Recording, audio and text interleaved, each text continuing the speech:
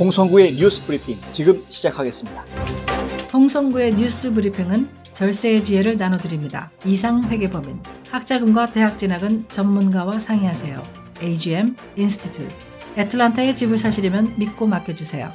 엔킴 부동산. 식사에서 디저트까지 한 곳에서 즐기는 카페 믹스. 도움으로 제작되고 있습니다. 로컬 소식입니다. 조지아 파워가 제출한 요금 인상안이 어제 조지아 공공서비스위원회에서 표결에 붙여져 통과됐습니다. 요금 인상은 2020년부터 2022년까지 3년간 단계적으로 실시되는데요. 2022년 말이 되면 현재보다 가구당 연평균 $175 정도가 늘어납니다. 당장 내년에는 가구당 연평균 $71가 인상됩니다. 폭풍으로 인한 손실 보수나 전기 시스템 정비, 미래 에너지 창출 등에 투자할 자금이 필요하다는 것인데요. 물가는 오르는데 월급 봉투는 그대로인 서민들에겐 안 좋은 소식이네요. 케이샤 바텀스 애틀란타 시장은 어제 마이클 폼페이오 국무부 장관에게 서한을 보내 난민 수용 프로그램에 애틀란타시가 참여하겠다는 점을 공식화했다고 발표했습니다. 2019 회계년도에 조지아주의 난민 재정착 기관들이 받아들인 난민은 총 1,330명이라고 하는데요. 조지아주는 난민들의 자급자족률이 전국에서 가장 높은 곳으로 나타났습니다. 난민의 86에서 91%가 6개월 만에 경제적으로 독립했다고 합니다. 계속해서 애틀란타가 이민자들에게 문호를 열고 환대하는 분위기를 만들어가는 것은 어쨌든 좋은 일이라 하겠죠.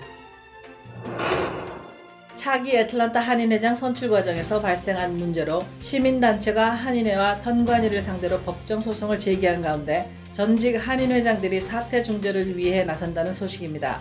김백규, 박영섭, 은종국, 김의섭, 오영록, 백이성 등 6명의 전직 회장들은 어제 모임을 갖고 사태 해결을 위한 중재에 나서기로 했다는데요.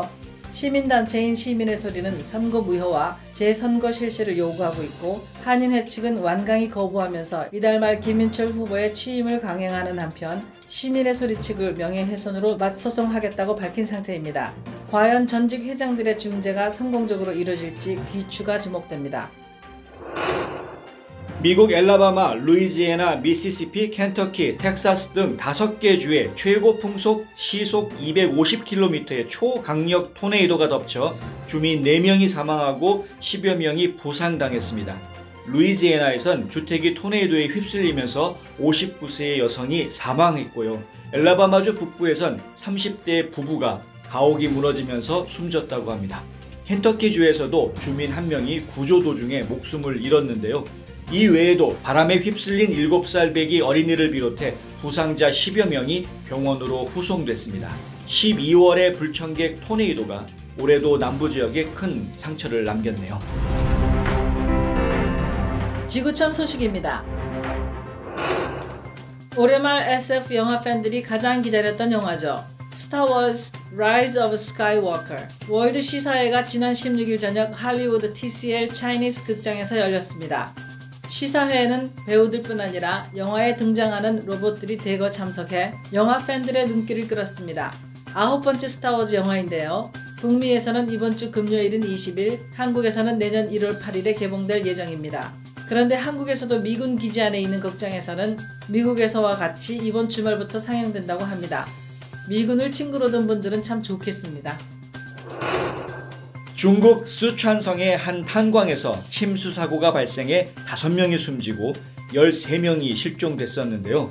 사건이 발생한 지 나흘 만에 실종됐던 광부 13명 전원이 구조됐다고 중국 중앙방송이 보도했습니다. 사건은 지난 14일에 발생했는데요. 실종된 13명의 광부들은 매몰된 상태여서 자칫 수색을 포기할 수도 있는 상황이었습니다. 그런데 17일 밤 한 구조대원이 안쪽에서 누군가가 파이프를 두드리는 소리를 처음으로 들었고 실종자들이 전부 생존해 있다는 사실이 확인되면서 구조작업이 급물살을 탔습니다. 사고 발생 87시간 만인 18일 새벽에 2명이 처음으로 구출됐고 이후 나머지 광부들도 모두 차례로 구출됐다고 하네요. 미국에는 한파가 닥쳐서 추운 겨울인데요. 지구촌 반대편에 있는 호주에서는 사상 최악의 더위로 전국 평균 기온이 섭씨 40.9도에 달해 역대 최고 기록을 냈다는 소식입니다. 특히 호주는 요즘 심각한 가뭄과 산불 때문에 힘들어하고 있다는데요. 일부 지역에선 낮 최고 기온이 45도를 넘어섰고 차 안에 돼지고기를 넣어두었더니 10시간 정도 후 먹을 만큼 요리가 잘 됐다는 말까지 나왔습니다. 호주 기상청은 기상이변이 지구온난화 때문이라고 지목했지만 정작 호주 정부는 석탄 등 화석연료 의존 에너지 정책을 고수하고 이산화탄소 배출 감축 목표도 달성하지 못해 국내외적으로 비판을 받고 있다고 합니다.